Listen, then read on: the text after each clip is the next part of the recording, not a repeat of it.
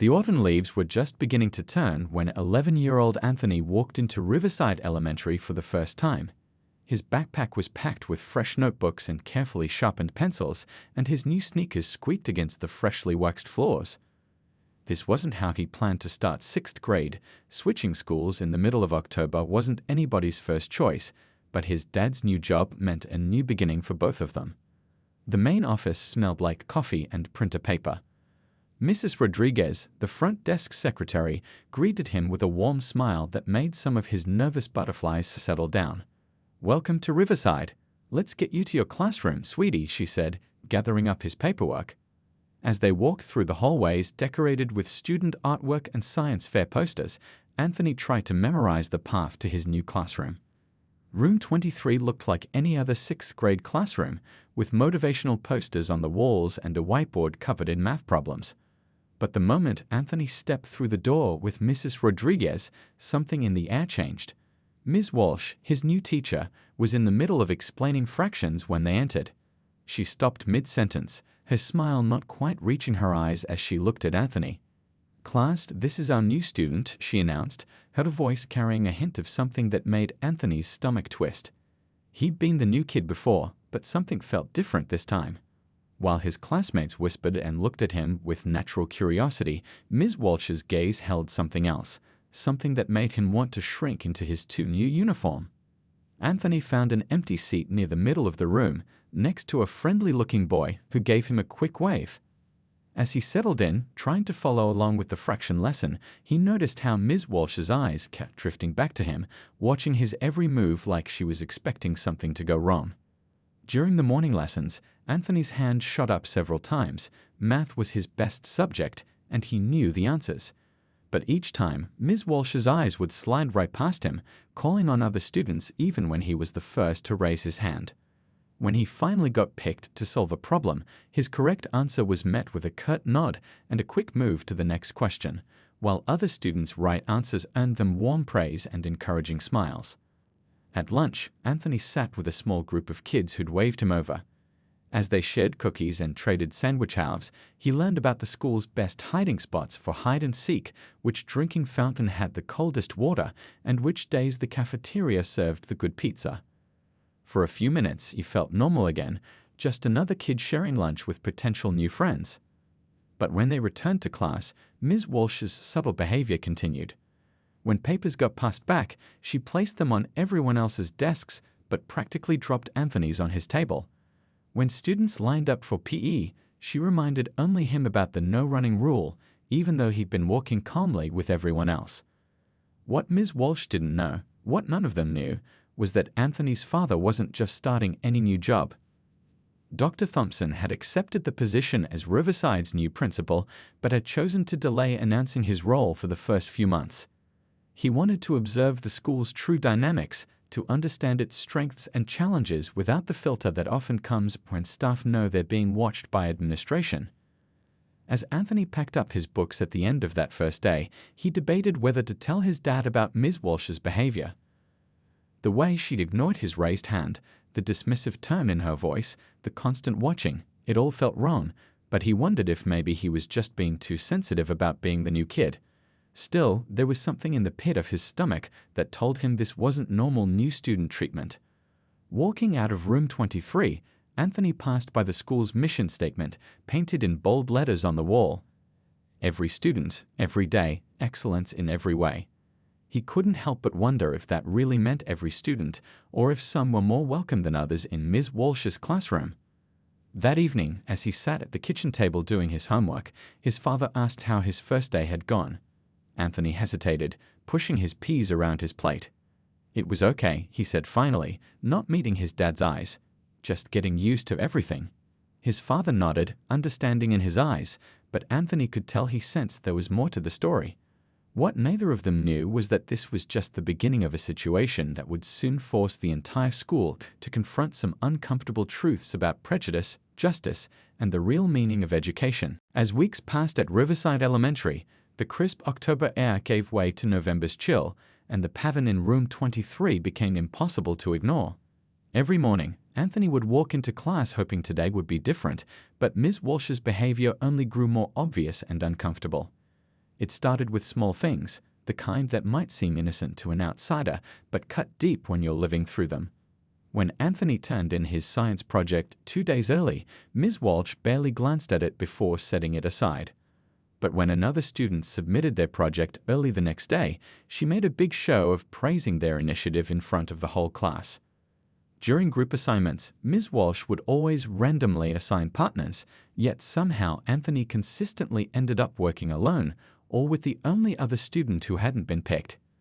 It wasn't that his classmates didn't want to work with him, quite the opposite. His knowledge of science and quick wit had made him plenty of friends. But Ms. Walsh always had a reason why he needed to work separately.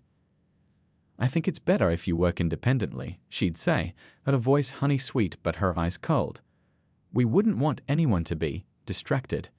The way she emphasized that last word made it clear what she really meant, and it made Anthony's chest tight every time.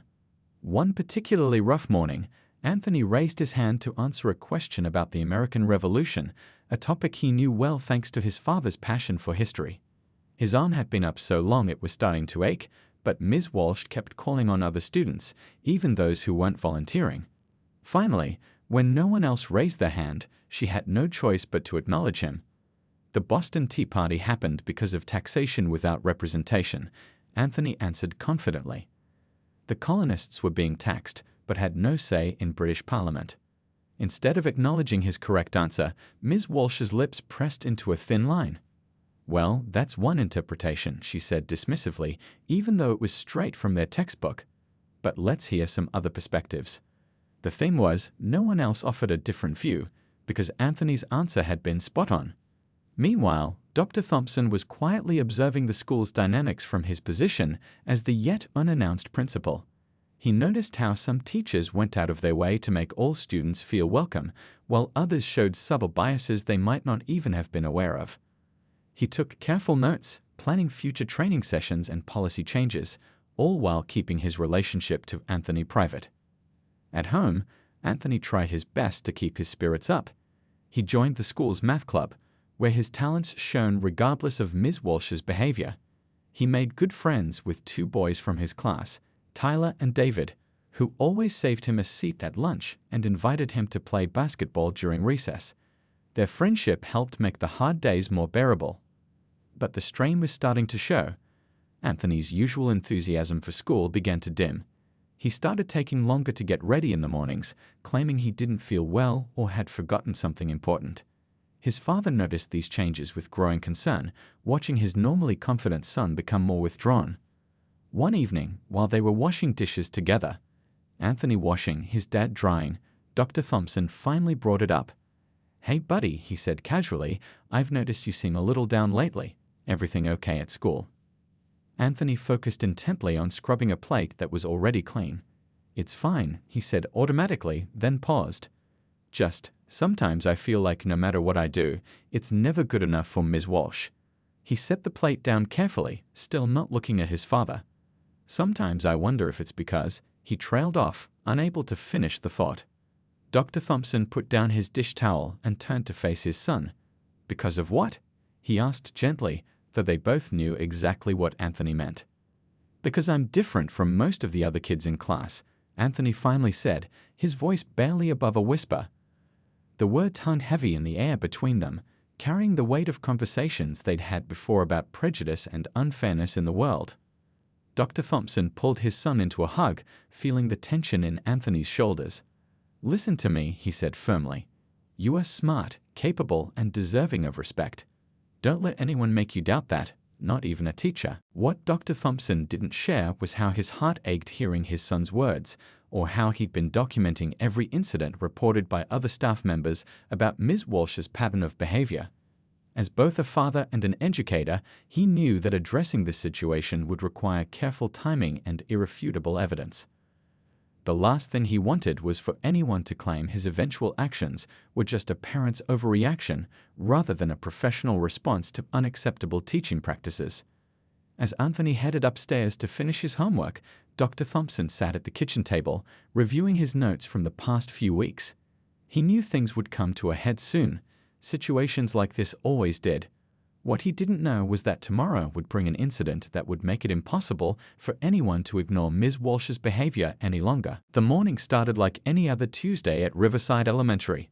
Students shuffled through the halls with backpacks and lunchboxes, morning announcements crackled over the intercom, and Room 23's walls were newly decorated with autumn-themed art projects. But by lunch period, everything would change. Ms. Walsh was in an especially tense mood that morning. The class was working on their end-of-semester art projects, elaborate dioramas depicting scenes from American history.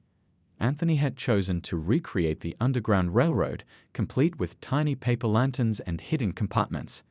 His project was coming along beautifully, earning impressed looks from his classmates. Just before the morning break, Ms. Walsh noticed something was missing from her desk. "Has anyone seen my bottle of super glue?"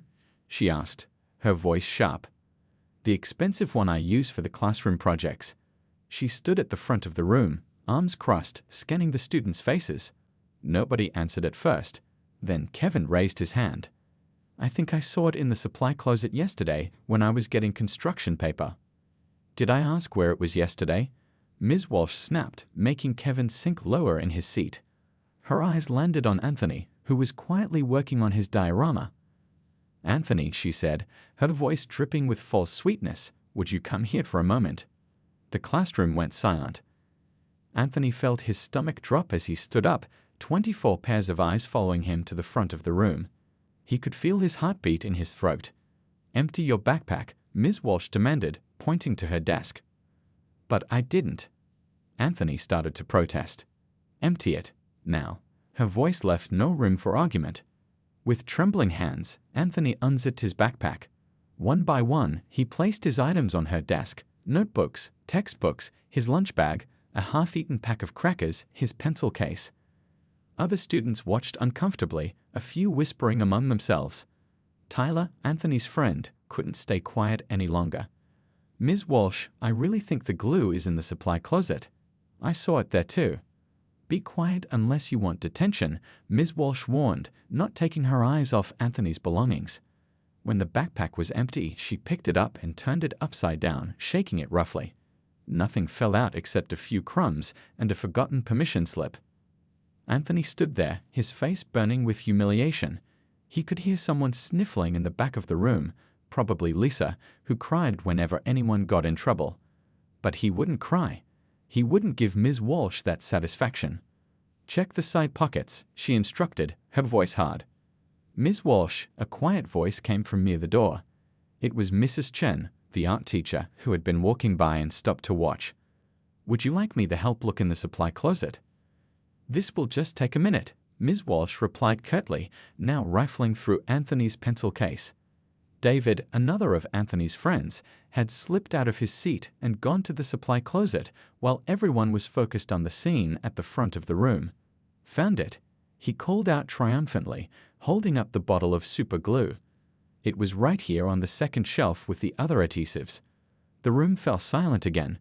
Ms. Walsh's face flushed red, but she didn't apologize. Instead, she snatched the glue from David's hand and said tersely, "Anthony, clean up this mess and get back to your seat. Everyone else, back to work." As Anthony gathered his belongings, trying to maintain his dignity, he didn't notice that Chen was still standing in the doorway, a troubled expression on her face. She had seen everything, and she wasn't the only one. In the back of the room, Jessica had secretly recorded the whole incident on her tablet while pretending to work on her project. She had been documenting Ms. Walsh's behavior for weeks, and this was the clearest example yet. During lunch, word of what happened spread quickly through the cafeteria. Other teachers noticed the unusual buzz among the students, the way they gathered in tight clusters, talking in hushed voices.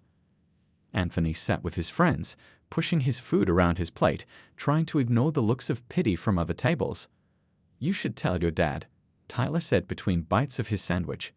"This isn't right." Anthony shrugged, but his shoulders were tense. "Maybe," he said noncommittally. How could he explain that his father already suspected something was wrong, that he was probably gathering evidence for something bigger? That telling him about this incident might force his hand before he was ready. What Anthony didn't know was that Mrs. Chen had already sent an email to the principal's office detailing what she had witnessed. She had been keeping her own record of concerning incidents, and this was the final straw. The email sat unread in Dr. Thompson's inbox as he attended a district meeting off campus, but it wouldn't stay unread for long.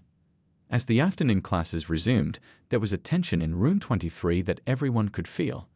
Ms. Walsh was snippier than usual, marking papers with aggressive red slashes. Anthony sat quietly at his desk, his previously exciting diorama project now feeling heavy with the morning's events. Little did any of them know, this incident would prove to be the turning point. Jessica's video was already making its way through student text messages. Mrs. Chen's email would soon be read. And tomorrow, Ms. Walsh would make a decision that would finally push things beyond the point of no return, a decision involving that very Sa. The next morning dawned grey and cold, matching the mood in room 23. Anthony arrived early, hoping to work on his Underground Railroad diorama before class started. The project was due tomorrow, and despite everything that had happened, he was determined to do his best work. When he opened his desk, something felt wrong. His carefully crafted project, which he'd stored safely inside, was stuck to the bottom of the desk. Clear liquid dripped from the edges of the tiny paper buildings he'd spent hours creating. The same expensive super glue from yesterday's incident had been poured all over his project, seeping into every corner and destroying weeks of work. "Oh no," he whispered, his hands hovering helplessly over the ruined diorama. The tiny paper figures he painted were warped and stained. The secret compartments he'd designed were sealed shut. Even the project board was stuck fast to the desk's surface. "Is everything okay?" Tyler asked, coming up beside him. When he saw the damage, his eyes went wide. "That's not okay. That's really not okay." Other students began filtering in, gathering around Anthony's desk in shocked silence. The damage was too precise to be an accident. The glue had been deliberately poured over every important element of the project. "What's going on here?" Ms. Walsh's voice cut through the murmuring crowd. She made her way to Anthony's desk, and her expression shifted from annoyance to false concern. "Oh dear," she said, not quite hiding her satisfaction. "It looks like there was an accident with the glue. How unfortunate." Anthony looked up at her, meeting her eyes directly for the first time. "This wasn't an accident," he said quietly but firmly. "Someone did this on purpose." "Are you accusing me of something?" Ms. Walsh's voice turned icy. "That's a serious charge, young man. Perhaps if you'd been more careful with your project. But you were the last one in the classroom yesterday," David spoke up from the back. "I saw you staying late when I was leaving basketball practice." Ms. Walsh's face flushed. "That's enough. Everyone take your seats. Anthony, clean up this mess before class starts. And since you no longer have a project to turn in, I'll have to give you a 0. Jessica, sitting in the back row, had her tablet propped up again, recording everything. At this time, she wasn't the only one. Several students had their phones partially hidden under their desks, capturing the scene. They'd learned from watching their parents that sometimes you needed evidence when adults did wrong things. The morning dragged on painfully. Anthony sat at his ruined desk, trying to focus on the lessons while the smell of chemical glue made his head hurt. His classmates kept shooting him sympathetic looks, and a few tried to pass him encouraging notes, which Ms. Walsh quickly confiscated. During lunch, Anthony's friends gathered around him protectively.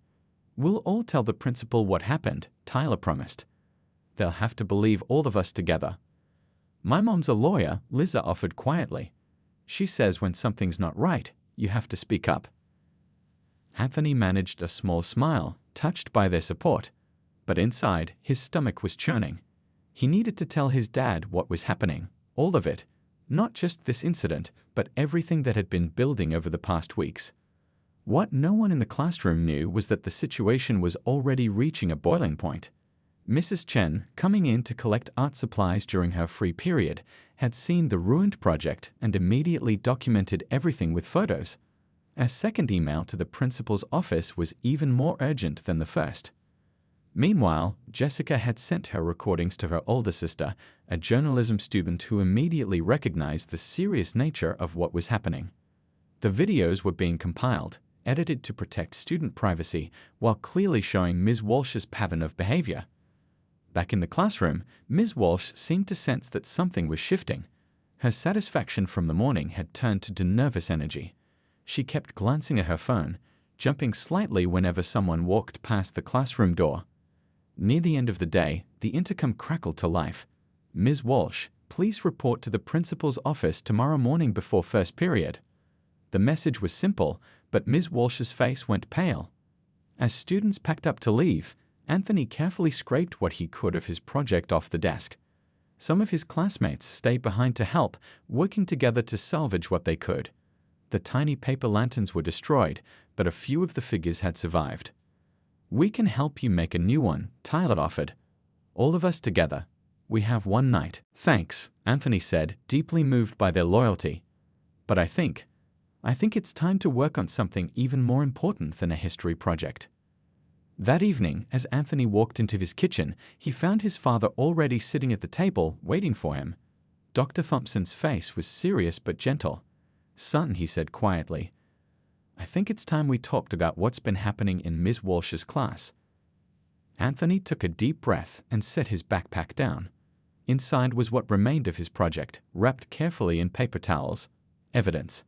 As he sat down across from his father, he noticed Dr. Thompson had a stack of papers in front of him, emails from Mrs. Chen, notes from other teachers, and student statements that had somehow found their way to the principal's office. "Start from the beginning," Dr. Thompson said, taking out a fresh notepad. "And don't leave anything out. Tomorrow morning is going to be very important for everyone at Riverside Elementary." The kitchen clock ticked steadily as Anthony began to talk, finally letting out everything he'd been holding inside. Neither of them knew that across town, Ms. Walsh was also preparing for tomorrow morning, unaware that she was about to walk into a meeting that would change everything. The morning sun had barely risen when Ms. Walsh pulled into the school parking lot. She'd spent a restless night rehearsing explanations and excuses, but something felt different about this meeting. The usually empty parking lot already had several cars she recognized: Mrs. Chen's blue compact car, Mrs. Rodriguez's white SUV, and an unfamiliar black sedan in the principal's spot. The school hallways were eerily quiet as she made her way to the main office.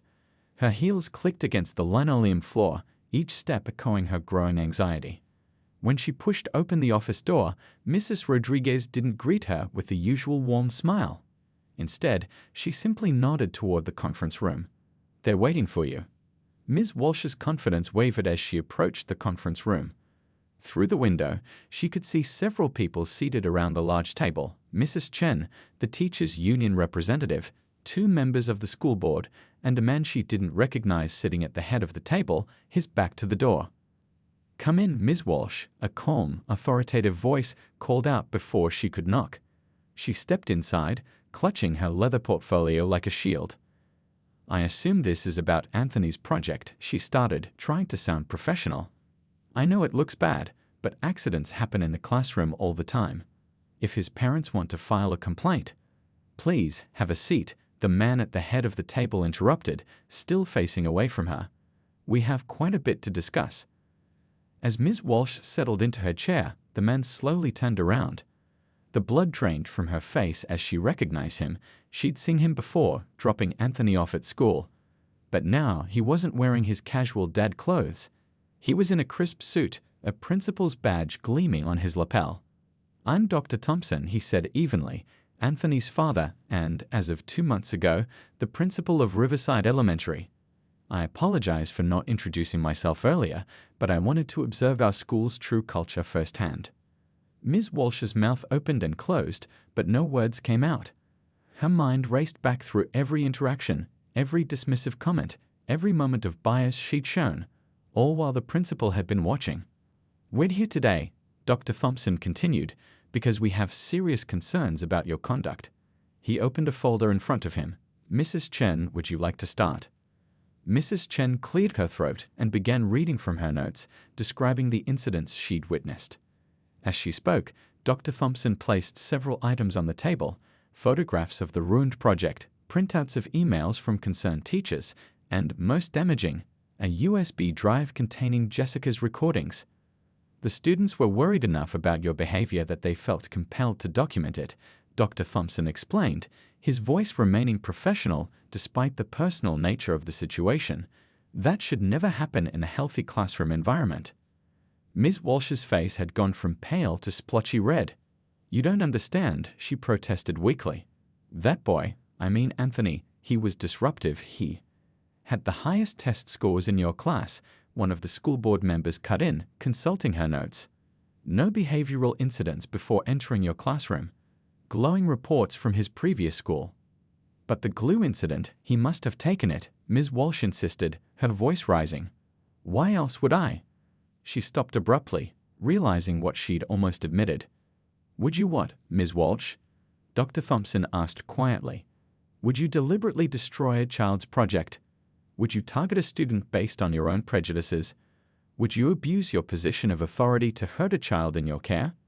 The room fell silent. Outside, they could hear the first school buses arriving, children's voices gradually filling the hallways. Another day was beginning at Riverside Elementary, but for Ms. Walsh, everything was ending. "I have here," Dr. Thompson continued, pulling out another document, "a record of similar complaints from your previous school.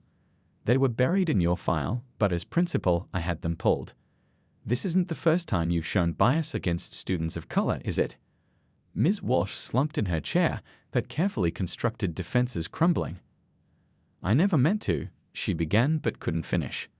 "Intent isn't the issue here," the union representative spoke up. "Actions are. And your actions have been documented thoroughly enough that we can't ignore them." Dr. Thompson leaned forward, his hands clasped on the table. "As educators, we have a sacred responsibility to nurture every child's potential, every single one. When we let our biases affect how we treat our students, we break trust not just with them, but with their families, our colleagues, and our entire community." He stood up, his full height making Ms. Walsh shrink further into her chair. "As a father, I've had to watch my son's spirit being crushed day by day in your classroom. As a principal, I've had to document and investigate behavior that goes against everything we stand for in education, and as a human being, I'm deeply disappointed in your choices." The school board members exchanged glances and nodded. One of them slid a document across the table to Ms. Walsh. "Your suspension begins immediately, pending a full investigation. We'll need your keys and school ID before you leave." As Ms. Walsh numbly gathered her things, Dr. Thompson had one final thing to say. "The students in your class showed more integrity, courage, and compassion than you did. They stood up for what was right. They protected their classmate. They're the ones who truly demonstrated what education should be about." After Ms. Walsh left, escorted by the union representative, Dr. Thompson sat alone in the conference room for a moment. He looked at the ruined remains of Anthony's project, thinking about all the invisible scars that prejudice leaves on young hearts. But he also thought about the students who had refused to be bystanders, the teachers who had spoken up, and the change that was possible when people chose to do the right thing. The morning announcements would be starting soon. Dr. Thompson gathered his papers, straightened his tie, and prepared to face the school day. There would be questions to answer, policies to change, and healing to begin. But for now, he had a morning assembly to lead, one where he would finally introduce himself properly to the entire school and begin the work of making sure every student truly felt safe, valued, and respected at Riverside Elementary. Word spread quickly through Riverside Elementary that morning. Students whispered in hallways as they watched Ms. Walsh leave the building, carrying a cardboard box of her belongings. But the bigger surprise came during the unexpected assembly called just before first period. The school gym filled with the usual shuffle of hundreds of feet and the squeak of bleachers. Anthony sat with his classmates, his stomach doing nervous flips. He knew what was coming, but watching the rest of the school about to find out made him feel both excited and anxious. When Dr. Thompson stepped up to the microphone, a confused murmur rippled through the crowd. Many students recognized him. They'd seen him around school, always with a friendly smile and a kind word. But seeing him stand at the podium in a suit, next to the school board members, was something entirely different. "Good morning, Riverside Elementary," he began, his voice warm but serious. "Many of you know me as Anthony's dad. Today, I'm speaking to you as your principal, a role I've held quietly for the past 2 months. And we need to have an important conversation about what kind of school we want to be." You could have heard a pin drop in that gymnasium. Dr. Thompson went on to explain, in terms students could understand, about the changes coming to Riverside. He didn't mention Ms. Walsh by name or detail what had happened, but he talked about treating everyone with respect, standing up for what's right, and creating a school where every student feels safe and valued. Some of you, he said, looking particularly at Room 23 students, have already shown incredible courage and integrity. You saw something wrong and you spoke up. You supported a classmate who was being treated unfairly. You demonstrated the very best of what our school community can be. After the assembly, Anthony's class returned to find Mrs. Chen waiting for them instead of Ms. Walsh. The art teacher had volunteered to take over the class temporarily, and her first act was to give everyone an extension on their history projects. Sometimes, she said, looking around the room, we learn more important lessons than what's in our textbooks. This week, you've all learned about standing up for what's right, even when it's difficult. That's worth more than any project grade. But Anthony's classmates weren't satisfied with just an extension. During lunch, they approached him with a proposal. "We want to help you rebuild your project," Tyler announced. "All of us. We can work together after school." "My mom can drive us to the craft store," Liza offered. She said she'll buy whatever supplies we need. "And I'm good at making small stuff," David added. "I can help with the tiny buildings." Anthony felt a lump in his throat. "You guys don't have to." "We want to," Tyler interrupted. "Besides, it's not just your project anymore. It's about all of us now." That afternoon, Anthony's living room turned into project headquarters. Students arrived with supplies, snacks, and determination. Parents got involved too, ordering pizza and helping with the more complicated construction elements. What had started as one student's project became a community effort. They worked on more than just the diorama. Between cutting paper and gluing pieces, with regular school glue this time, they talked about what had happened. Some students shared their own experiences with unfair treatment. Others admitted they'd been scared to speak up before. But now, they were finding their voices. Dr. Thompson watched from the kitchen doorway as the students worked together. He saw more than just a history project taking shape. He saw the kind of school community he'd always dreamed of building. The next few weeks brought big changes to Riverside Elementary. Dr. Thompson introduced new training programs for teachers about recognizing and addressing bias. The school started regular assemblies where students could share their experiences and ideas. A student council was formed to give kids a stronger voice in school decisions. But the most meaningful changes were the small ones. Students from different grades started sitting together at lunch. Kids who used to stay quiet began raising their hands in class. Teachers took extra time to make sure everyone felt heard and supported. One morning, about a month after everything happened, Anthony arrived at school to find something new in the main hallway. A display case had been installed, and inside was the Underground Railroad project, not just his rebuilt version, but an expanded one that his entire class had contributed to.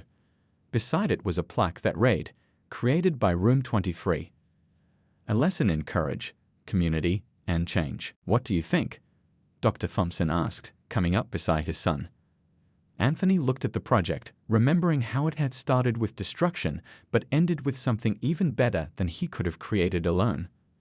"I think," he said slowly, "that sometimes the best lessons aren't in our textbooks." His father smiled, putting an arm around his shoulders. "You know what I think? I think Riverside Elementary is finally becoming the school it was always meant to be. And that started with one brave kid who didn't let anyone dim his light." As the morning bell rang and students flooded the hallways, many stopped to look at the display case.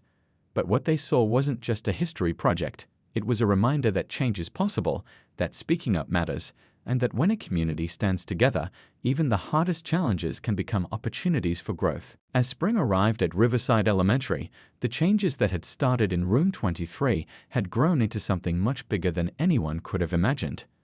The school that had once harbored hidden prejudices was transforming into a model of inclusion and understanding, one small step at a time. The morning started with something new, student-led morning announcements. Today, it was Anthony and Lisa's turn. Their voices carried through the intercom system as they shared updates about the school's latest initiative, a peer mentoring program where older students helped younger ones feel welcome and supported.